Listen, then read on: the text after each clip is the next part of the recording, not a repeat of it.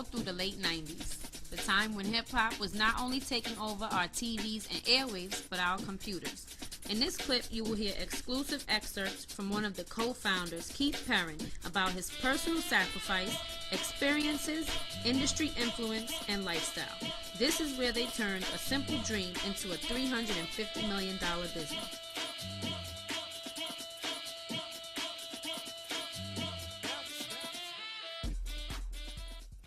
Well, when we first started Crazy, right out the box, it was crazy. I mean, we moved over here in the Empire State Building, and we just started doing numbers immediately. You know, it was a blessing to do so well. But when we got to that point where, you know, we're walking around and people are, you know, girls are crying and shaking like we're a rock group or R&B group, that to me was like the ultimate, like, what the hell's going on right now?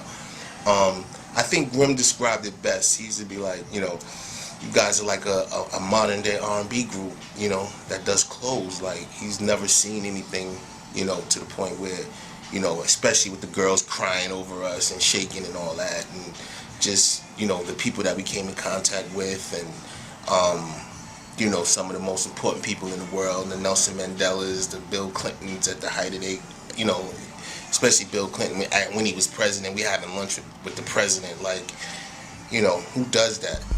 Tommy Hilfiger, but there's another player emerging out there, and while there's no particular cachet associated yet with this young New York designer's name, it may just be a matter of time before you recognize his name and his clothes. The rags to riches story of Damon John and his apparel line called FUBU. Street clothes the kids in the suburbs want.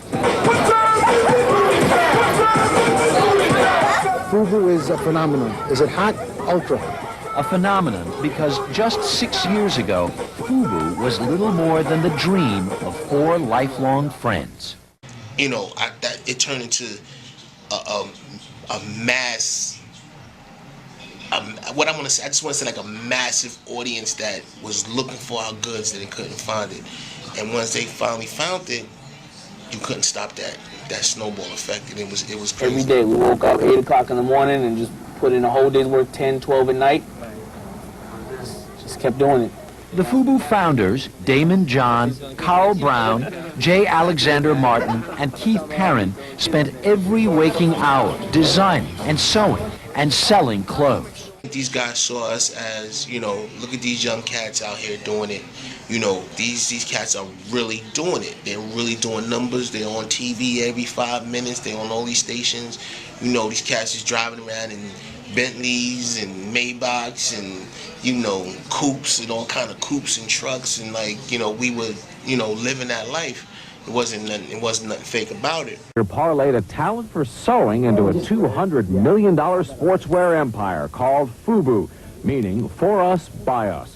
One of the hottest labels in a $5 billion urban clothing market, selling alongside such fashion stars as Tommy Hilfiger and Ralph Lauren. You know, doing the numbers that we did, you know, it was up to like $350 million a year sales. You know, total we did, you know, something billion. It was a good thing, man. I mean, you know, Dame and Jay and Carl, you know, we all did the whole ride together.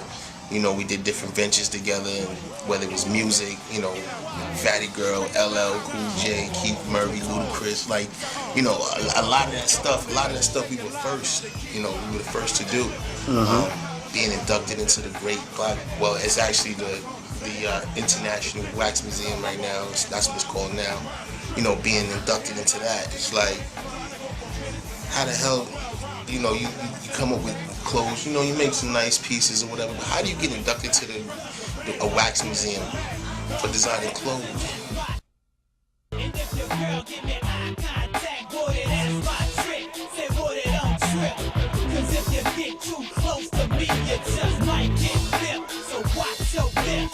Cause if you get it, that it piss poor,